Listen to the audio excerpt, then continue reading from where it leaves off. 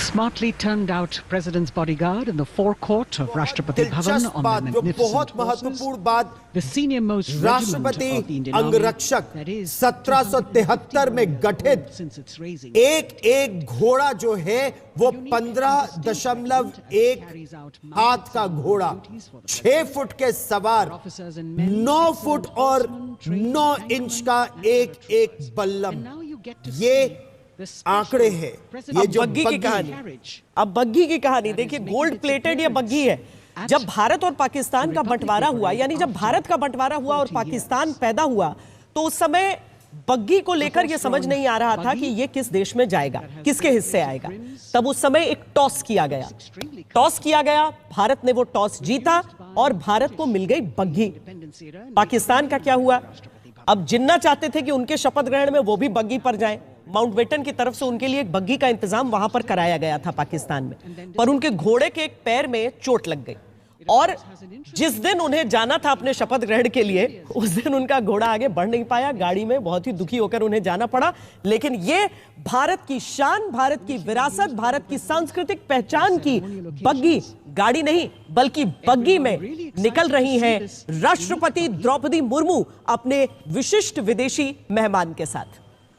France के राष्ट्रपति Emmanuel Macron वो चीफ गेस्ट है इस वर्ष की गणतंत्र दिवस परेड पर, और दूसरी तस्वीर कर्तव्य पथ पर सलामी मंच पर पहुंच रहे हैं प्रधानमंत्री नरेंद्र मोदी। और आप देखेंगे कि रक्षा मंत्री राजनाथ सिंह, रक्षा राज्य मंत्री, रक्षा सचिव, तीनों सेनाओं के अध्यक्ष और चीफ ऑफ डिफेंस स्टाफ सभी प्रधानमंत्री का यहां स्वागत करेंगे। और फिर प्रधानमंत्री राष्ट्रपति द्रौपदी मुर्मू और फ्रांस के राष्ट्रपति इमैनुअल मैक्रोन का यहां स्वागत करेंगे। तो ये एक जो परंपरा है, ये परंपरा, ये विरासत और 21वीं सदी का विकसित भारत। कह भी रहे थे, अब रक्षा मंत्री वहां पर तैनात है, प्रधानमंत्री का काफिला वहां पर पहुंचा है। बिल्कुल समयबद्ध तरीके से न केवल मार्चिंग कंटिजेंट्स अपनी रिहर्सल करते हैं, बल्कि इन गाड़ियों की भी रिहर्सल होती है। जब कर्तव्य पथ पर वो गाड़ियां ठीक उसी समय पर पहुंचती हैं जिस समय पर आज के दिन यानी 26 जनवरी की सुबह पर सबको पहुंचना होता है। तो अब रक्षा मंत्री सबसे आगे आपको दिखेंगे, उनके ठीक पीछे जो पूरा मंच है वहीं पर प्रधानमंत्री भी रहेंगे। हालांकि राष्ट्रपति द्रौपदी मुर्मू और इमैनुअल मैक्रों के स्वागत के बाद वहां पर जो बैठने की व्यवस्था है वहां पर प्रधानमंत्री जाकर आसीन हो जाएंगे।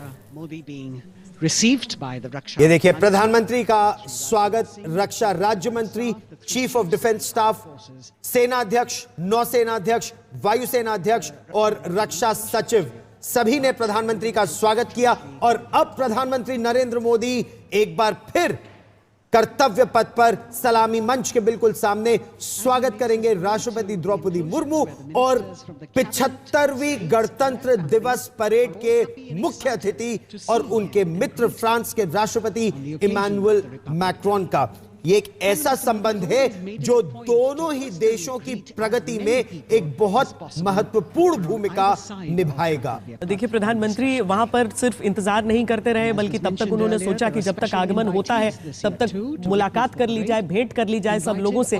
तो वहां पर मिल रहे हैं, छोटा सा बच्चा था उसके सर पर हाथ भी उन्होंने फेरा, और जितने भी लोग हैं वो देखिए कितने उत्साहित हो गए कि प्रधानमंत्री उनकी तरफ आ गए हैं, अभिवादन सब कर रहे हैं उनका।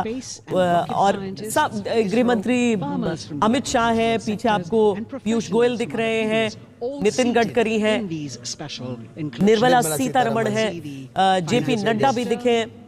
तो ये सब वहां पर मौजूद हैं, जयशंकर है, ये सब वहां पर मौजूद हैं। उनके मंत्रिमंडल के जो साथी हैं सब अपने परिवार सहित यहां पर आए हैं और सबका स्वागत, अभिवादन स्वीकार करते हुए प्रधानमंत्री नरेंद्र मोदी। और उन्हें भी मालूम है कि अब राष्ट्रपति जी भी निकल रही हैं राष्ट्रपति भवन से। एक चिन्हित समय होता है, एक निर्धारित समय होता है कि कितना समय लगेगा वहां से लेकर और कर्तव्य पथ पर सलामी मंच तक पहुंचने में। और तब तक प्रधानमंत्री जाकर देखिए, फिर उन्हें एक छोटा सा बच्चा नजर आया है, उससे खेलते हुए प्रधानमंत्री आगे की ओर अब बढ़ रहे हैं। के प्रति प्रदर्शित करते हुए माननीय प्रधानमंत्री श्री नरेंद्र मोदी, बहुत ही खुशनुमा अवसर, कंट्रोलर के पास ईयरफोन है और वो गाड़ी की स्पीड उस कंसोल पे आती है क्योंकि हर चीज़ इसलिए रिलेटेड है क्योंकि एयरफोर्स ने आना होता है, एयरफोर्स तो स्प्लिट सेकंड का है। और ये उपराष्ट्रपति जगदीप धनखड़ अब वहां पहुंच चुके हैं। उपराष्ट्रपति जगदीप धनखड़ का स्वागत किया प्रधानमंत्री नरेंद्र मोदी ने और रक्षा मंत्री राजनाथ सिंह ने।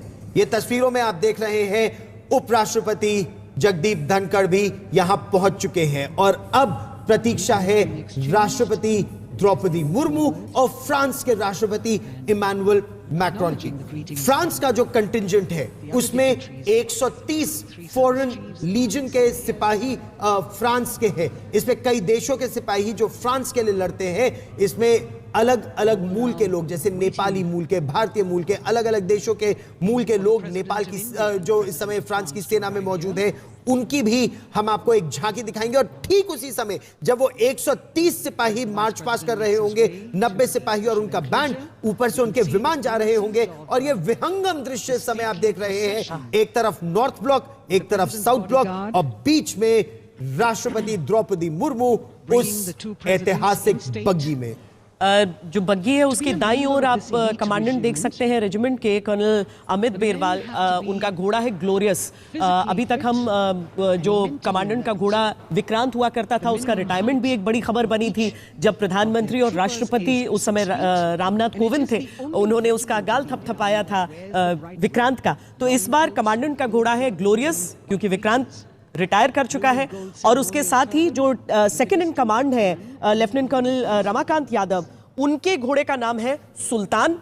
वो बाईं ओर राष्ट्रपति की बग्गी के इस समय चल रहे हैं। और ये पूरा जो काफिला है, हालांकि गाड़ियां हैं पीछे की तरफ है, लेकिन राष्ट्रपति अंगरक्षकों का ये जो कर्तव्य पथ के सलामी मंच तक पहुंचने के लिए जो कूच होता है, ये बेहद शानदार, बेहद सुंदर तस्वीर भारत के गणराज्य की जो इस समय आप देख रहे हैं। प्रेसिडेंट बॉडीगार्ड की यूनिट और प्रधानमंत्री प्रतीक्षा करते हुए, लेकिन वो तस्वीर आप देखिए, ये भारत की विरासत को भी दर्शाता है और 21वीं सदी के भारत की छवि भी आपको दिखाता है। ये जो राष्ट्रपति अंगरक्षक है ये केवल घुड़सवार नहीं है, ये असल में बहुत ही प्रशिक्षित कैवलरी या आर्मर्ड कोर के सिपाही है, यानी टैंक चलाते हैं। चाहे वो T-72 हो या T-90 भीष्म हो, T-72, T-90 या फिर जो हमारा MBT मेन बैटल टैंक